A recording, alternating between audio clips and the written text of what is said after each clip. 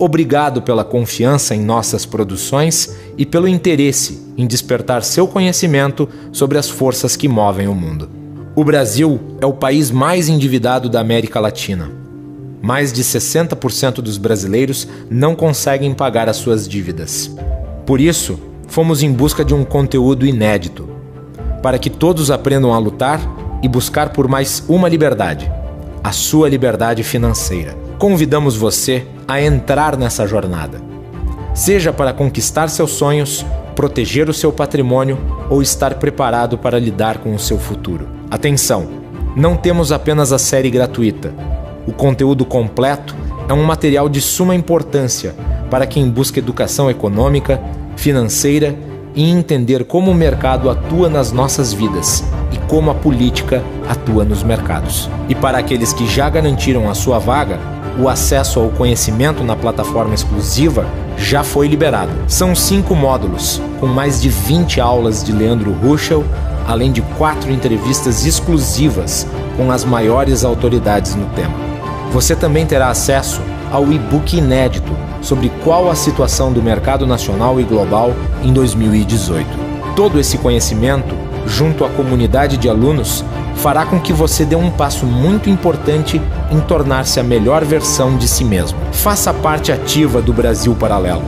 A cada nova pessoa que compra nossos materiais, outras 1000 pessoas assistem o conteúdo gratuito. Se queremos mudar o Brasil, produzir novas séries e propagar o conhecimento, precisamos de você como protagonista. Fique com o episódio e até breve. O combate ao movimento comunista no Brasil durante o regime militar não foi suficiente para derrotar por completo os revolucionários. Apesar da derrota das guerrilhas armadas, o movimento revolucionário mudou de estratégia. Aderindo à infiltração nas universidades, na mídia e na cultura, a revolução cultural empreendida pela esquerda preencheu o vácuo deixado pelos militares. O controle seletivo do conteúdo nas universidades, somado à repressão das informações pela mídia e as técnicas socioeducativas introduzidas por Paulo Freire, transformaram a maneira do povo brasileiro de enxergar o mundo. Aos poucos, a esquerda chegava ao poder silenciosamente. Sua ala radical conquistou o comando do governo através do líder messiânico que tinha como sua principal bandeira o combate à corrupção. Um olhar um pouco mais atento aos personagens e suas ideologias teria previsto a turbulência que esse cenário traria. Passados 16 anos da chegada do PT ao poder, o Brasil pode ser comparado a um país que acaba de ser devastado por uma guerra. O clima que paira é o de indecisão e descontentamento, com vozes procurando culpados, dedos sendo apontados e nenhuma certeza para o futuro.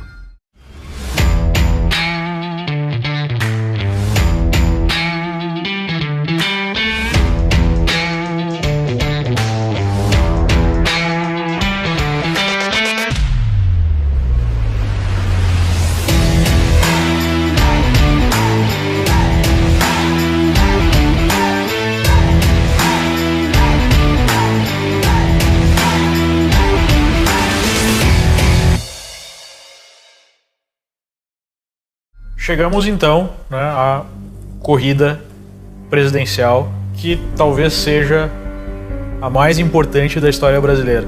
Nós tivemos um encontro novamente com a verdade, quando nós tivemos a recessão criada por uma série de decisões erradas do passado por um governo que por muitos era avaliado como um governo perfeito, e demonstrou ser um governo que tomou decisões políticas equivocadas, tomou decisões econômicas equivocadas, perdeu oportunidades para se fazer reformas e, ao mesmo tempo, produziu o maior escândalo de corrupção, o maior esquema de corrupção da história do planeta.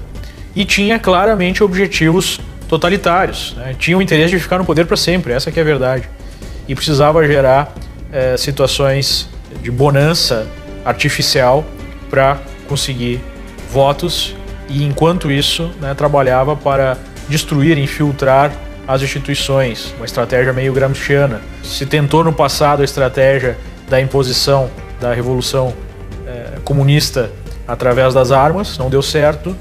E depois disso, a esquerda brasileira e talvez até a esquerda mundial adotou o Gramsci como seu grande guia, o seu grande guru, o seu grande filósofo, que defendia aí a mudança gradual, uma mudança cultural, né, com a aceitação aos poucos do ideal, né, socialista, e com a tomada de espaços, com a infiltração do Estado, da estrutura do Estado ou de outras estruturas de poder, para que elas sendo tomadas, produzindo uma revolução de dentro para fora, seria uma revolução que automaticamente seria completada sem nenhuma ruptura, né? Basicamente, nós temos esse contexto histórico onde esse projeto foi colocado em prática e nós tivemos aí uma freada, né, uma ruptura nesse processo através da crise econômica por um lado e por outro lado da exposição do nível de corrupção que nós tínhamos no governo, talvez da maneira mais clara que nós já tivemos na nossa história. E é por isso que essa eleição é tão importante. O país chega com uma total descrença na classe política e talvez até uma descrença muito grande no próprio processo democrático. E nós chegamos então nessa situação onde há uma parte da população que acredita ainda no modelo socialista, até porque é o modelo mais fácil de acreditar, né? É muito mais fácil você achar que você é pobre porque alguém está te explorando, alguém está te roubando, não é por responsabilidade sua. É muito mais fácil imaginar que por algum plano econômico, ou por alguma mágica, ou por algum governo redistributivo, você consiga, né, melhorar a sua qualidade de vida. Então ainda há uma parcela significativa da população brasileira, depois de décadas de uma cultura socialista praticamente hegemônica na sociedade, na academia, né, na imprensa, que acredita que esse é o caminho. E nós temos, por outro lado, uma parcela também significativa da população que hoje é muito mais descrente do Estado, né, que é empreendedora, que busca criar valor, que busca trabalhar pesado, que busca a inovação, que busca enriquecer por conta própria, né? Que não está nem um pouco satisfeita com a situação que nós temos, com a alta carga tributária, com o não funcionamento, né, do Estado em todos os seus níveis e que quer uma mudança. Então esse choque de visões para a sociedade, talvez ele nunca esteve tão exacerbado. A polarização política foi um dos eventos mais notáveis no Brasil nos últimos anos. O desastre econômico e social causado pelos governos do PT escancarou que as políticas socialistas resultam no oposto do que prometem ser. Fator importante para essa polarização foi o aumento do alcance das redes sociais. O compartilhamento de informações se tornou uma ferramenta do povo para fugir da censura e da desinformação praticada pela grande mídia. Apesar de parte da população ainda acreditar nas promessas de políticos, o fluxo de informações causou um despertar nunca antes visto. Esse despertar foi responsável pelo impeachment de Dilma e pode ser decisivo nas eleições deste ano. O delicado cenário brasileiro faz com que essas eleições sejam cruciais para o futuro do país. Então chegamos nas eleições com basicamente 3 cenários que podem ser desenrolados, na minha opinião. Um cenário, nós temos uma visão de direita, né, e de fato uma direita com valores conservadores, que coloca como algo muito importante a questão da lei e da ordem, né, de uma certa reconstrução de um país destruído pela corrupção moral, pela corrupção intelectual, pela corrupção financeira. E hoje nós temos uma base muito pequena de congressistas que representam de fato essa visão. Por quê? Porque ela significa um Estado menor, e no Estado menor você tem menos espaço para concentrar poder e para ter acesso a recursos, seja de maneira legal, seja de maneira ilegal. Então, esse é um problema do ponto de vista da praticidade desse projeto, né? Esse projeto sendo vencedor nas urnas, ele significa um nível grande de estresse, porque ele significa uma mudança mais profunda da organização do Estado. Então isso precisa ser observado quando nós pensamos nos desdobramentos, novamente, econômico, políticos e sociais. Do ponto de vista econômico, aumenta, digamos assim, o risco desse projeto, no sentido de que, se ele der certo, ele pode representar uma mudança significativa e muito positiva para o país, mas que ele tem menor capacidade, né, de dar certo, menor chance de dar certo, por conta de todas as forças contrárias a ele, né, por décadas ou até séculos, né, de oligarquias brasileiras que controlam, que concentram o poder. O mercado financeiro, de uma maneira geral, observa com reservas esse projeto. Número um, o mercado vê aí com desconfiança a capacidade dessa pessoa de fato ser liberal, porque especialmente o Bolsonaro, ele tem um histórico de defesa de uma visão mais estatista, até talvez por vir do meio militar, né?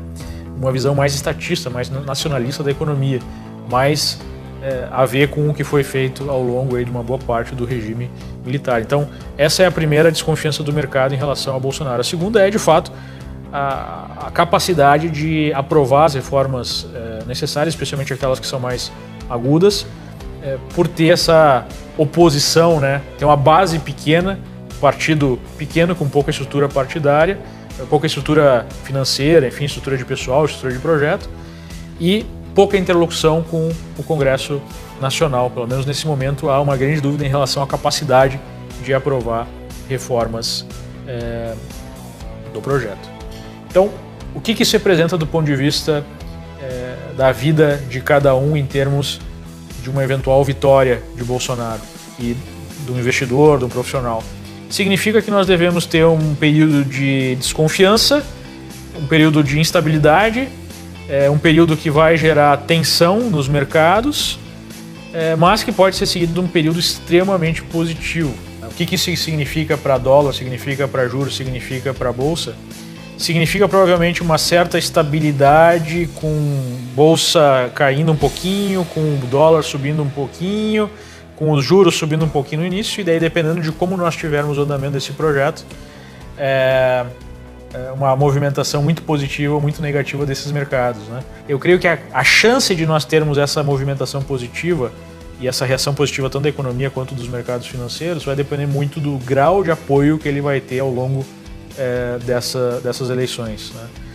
Se ele conseguir conquistar aí uma vitória acachapante, aí nós teríamos uma expectativa mais positiva. Se for uma vitória apertada, aumenta a chance da resistência ao seu projeto. O mercado é pragmático. Ele busca perceber as reais intenções de um candidato para muito além do seu discurso, assim como avalia a capacidade de execução do seu plano. A desconfiança aumenta quando há uma mudança no discurso de décadas. As primeiras medidas e posturas de um presidente são determinantes para definir qual será a história do seu mandato. Caso as boas intenções sejam colocadas em prática, isso pode resultar em reações muito positivas do mercado. Obviamente que numa situação em que o país sai da beira do precipício, né, já não está naquela situação horrível, pelo menos do ponto de vista econômico há uma certa acalmada na situação, nós temos a facilitação de algum tipo de projeto de centro ou centro-esquerda, né, já que o Brasil é um país que tem uma visão muito estatizante e que temos a visão socialista dominando, né, a cena política, cultural há tanto tempo. Então é muito difícil falar de um processo, de algum projeto que não tenha um componente esquerdista forte, por isso que eu chamo de projetos de centro-esquerda. Nós teríamos aí o espaço para uma campanha que centrasse, né, o seu foco, no combate, né, à corrupção, a retomada da institucionalidade no país, e 2, as reformas necessárias para o Estado continuar sendo provedor, digamos assim. E nesse sentido, hoje nós temos espaço para essa postura, mas nós não temos o candidato que se enquadre nessa postura na cabeça da população. Por exemplo, um dos sujeitos que quer ocupar esse espaço é o Geraldo Alckmin. Nós temos o próprio Henrique Meirelles, que também quer ocupar esse espaço. Então eu não vejo aí esse candidato aí de centro ou centro-esquerda, ou essa candidatura ficando muito clara, né? Apesar dela contar, digamos assim, com o grosso do que seria o poder estabelecido no momento, que basicamente é o representado pelo PMDB e pelo PSDB. O grosso de estrutura partidária, o grosso de tempo de televisão, de capilaridade, né? Em toda prefeitura do país vai ter alguma estrutura de PMDB, de PSDB. Então, essa é a candidatura que representa o establishment reformador, vamos colocar assim. É a manutenção de um certo status quo mais reformado para não deixar a peteca cair. O que isso representa na prática do ponto de vista de reação do mercado. Representa aí uma certa calma para o mercado, ou seja, representa uma queda do preço do dólar frente ao real, significa a bolsa em alta, especialmente as estatais de bolsa, porque existiria uma boa chance aí de privatização dessas estatais, representa taxas de juros menores, representa, digamos assim, o que seria um movimento natural depois de uma crise tão grave, que é a recuperação da economia, um crescimento aí por volta de 3% por alguns 2 a 3% por uns 2 ou 3 anos, né? Então, de uma certa forma, economicamente, nós teríamos um cenário positivo, um cenário de crescimento, apesar de nós não termos aí o ataque frontal, né, aos problemas do país, uma refundação do país do ponto de vista político. Seria, digamos assim, um governo morno que estaria afeito a qualquer uma crise, né, política, uma crise de legitimidade no caso de qualquer piora econômica ou no caso de qualquer novo caso de corrupção desvendado e assim por diante, porque seriam as mesmas pessoas no poder, apenas com uma visão mais reformista. O desejo de mudanças é sempre acompanhado pelo medo. Grandes alterações no panorama político costumam gerar desconfiança e instabilidade no mercado, além de ameaçar privilégios e interesses de grupos poderosos. Por essas razões, é inevitável o surgimento de personagens que representem a manutenção das estruturas de governo como elas são. Porém, existe uma mentalidade forte entre os brasileiros que influencia o voto de milhões de pessoas. A noção de que o Estado deve ser assistencialista e provedor. Este cenário representa a marcha ré de volta ao precipício. E nós temos o terceiro cenário, que é o cenário de esquerda, né? Que virá com a velha desculpa da esquerda de sempre. Não é que o nosso projeto é errado, é que as pessoas, né, cometeram erros, cometeram crimes, se corromperam, o projeto se perdeu por conta disso. Então, o que nós teremos será uma reformulação da velha pílula, que a solução para resolver a pobreza ou resolver a crise é que nós precisamos de um Estado mais forte, um Estado que promova a justiça social. E aí nós teríamos um ajuste fiscal, né, que nós precisamos, ao invés do corte de impostos ou do corte de benefícios, né, de gastos do governo, da máquina pública ficando mais enxuta, mais eficiente, exatamente o contrário, né? Nós precisamos aumentar a arrecadação, né, os ricos precisam pagar mais por esse ajuste e nós teríamos então um aumento do tamanho do Estado para resolver a questão do déficit. Via de regra, com aquela visão reinante, né, de Estado como o principal personagem, como aí o sujeito da história, o sujeito da economia, o sujeito que vai regular a iniciativa privada em todos os seus detalhes, que vai regular o comportamento das pessoas e que vai promover a prosperidade, a igualdade, a justiça social, né? Basicamente, do ponto de vista econômico, né, o candidato econômico, político, social, o candidato que representa melhor esse projeto neste momento é Ciro Gomes.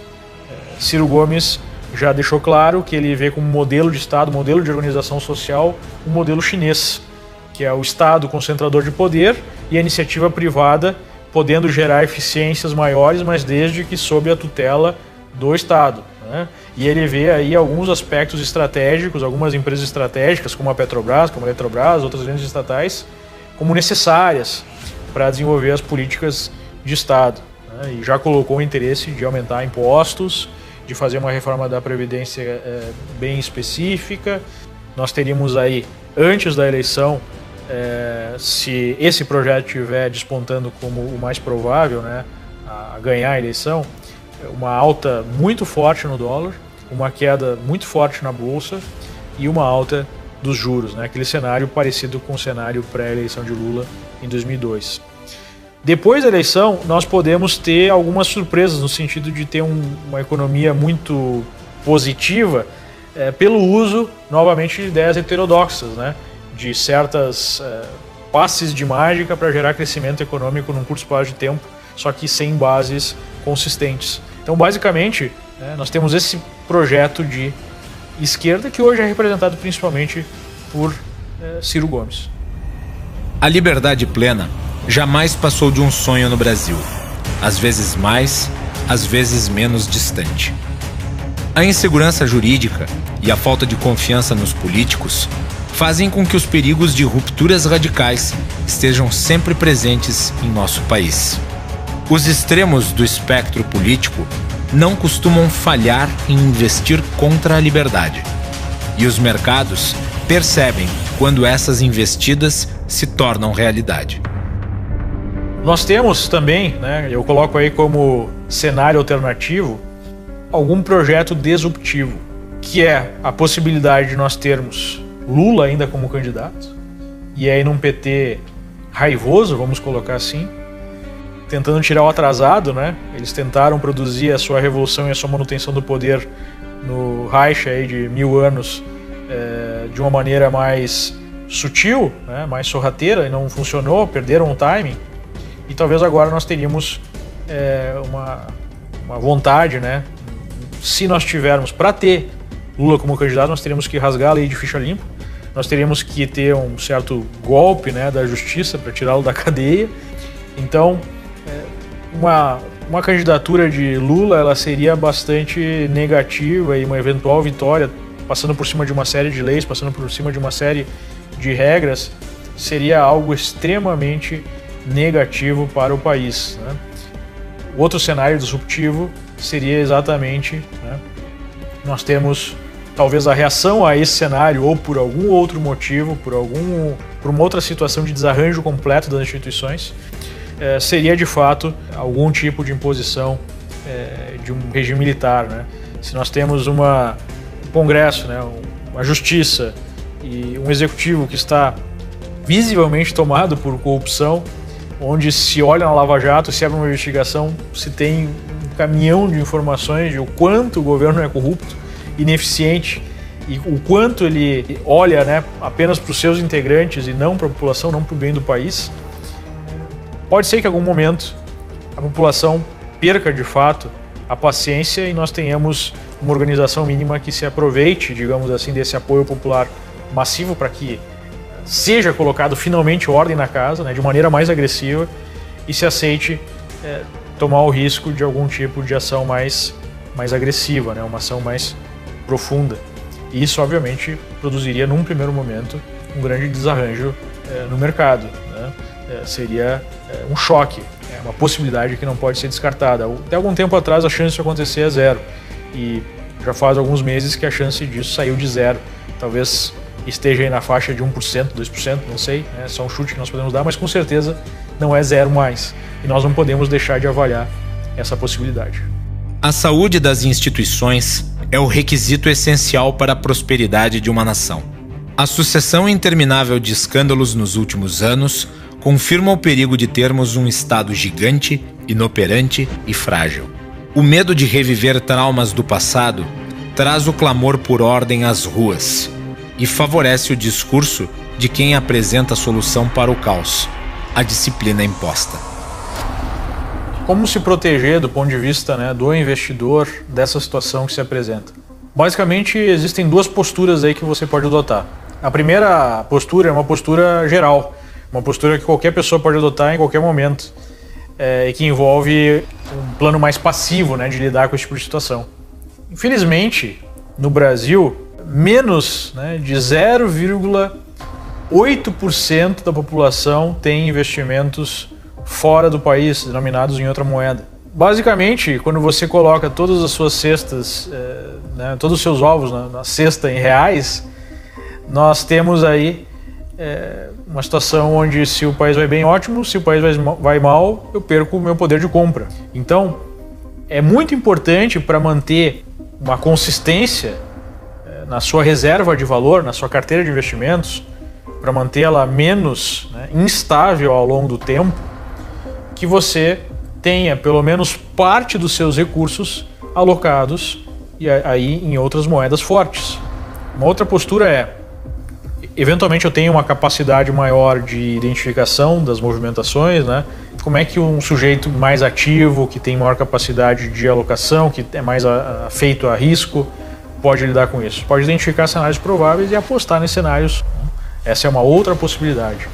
E obviamente que você pode usar essas mesmas informações para tomar decisões na sua vida pessoal, na sua vida profissional. Se você é um empreendedor você sabe pelo menos o risco que você está correndo se você tomar certas decisões. Basicamente é dessa forma que nós vamos nos proteger, evitar ameaças ou buscar oportunidades. Olhando para a história do Brasil, observamos uma sequência de projetos interrompidos. A busca incansável da manutenção do poder cria um sistema injusto de influências externas, discursos populistas, enriquecimento ilícito e estelionato eleitoral. O comando do dinheiro público, através do voto, impulsiona o teatro da falsa prosperidade. O cidadão tem o poder de compreender essa dinâmica, ou de se manter como vítima, comemorando antes da hora e tendo que enfrentar as inevitáveis recessões que nos devolvem para a realidade. Enquanto não houver uma mudança nessa estrutura, o conhecimento desse cenário é a única chave para lucrar com as distorções sistemáticas do governo e proteger o seu patrimônio. Alcançar a sabedoria requer esforço, mas a alternativa é muito mais cara. Os ganhos de capital obtidos nas bolsas de valores passam a ser tributados, encerrando-se assim uma odiosa discriminação. O ministro Fernando Henrique Cardoso anunciou as 3 etapas do plano econômico. O governo manterá todos os investimentos previstos no PAC e nos programas sociais. Em hipótese alguma, haverá corte nos investimentos governamentais. Tem um compromisso de combater a inflação de forma drástica e sistemática. Ontem à noite, o Banco Central decidiu não mexer nos juros básicos da economia, que estão no maior nível dos últimos anos. Pela 7ª vez consecutiva, o Comitê de Política Monetária, o Copom, subiu a taxa básica de juros da economia brasileira. No mercado financeiro, o dólar foi vendido hoje na menor cotação em mais de um ano. Oficialmente, o Banco Central guarda silêncio sobre a alta do dólar. A Bolsa de Valores de São Paulo chegou hoje ao nível mais alto em quase 6 anos. Apesar da elevação da Selic, a inflação não tem caído. É a maior recessão em 25 anos.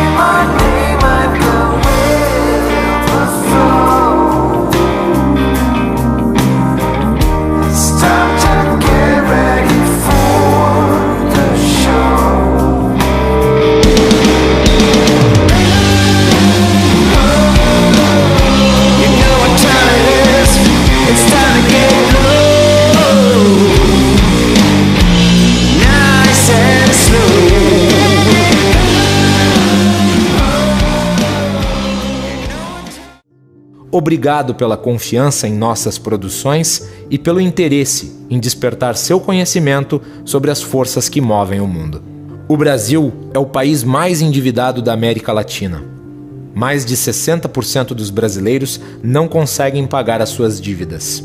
Por isso, fomos em busca de um conteúdo inédito, para que todos aprendam a lutar e buscar por mais uma liberdade, a sua liberdade financeira. Convidamos você a entrar nessa jornada, seja para conquistar seus sonhos, proteger o seu patrimônio ou estar preparado para lidar com o seu futuro. Atenção!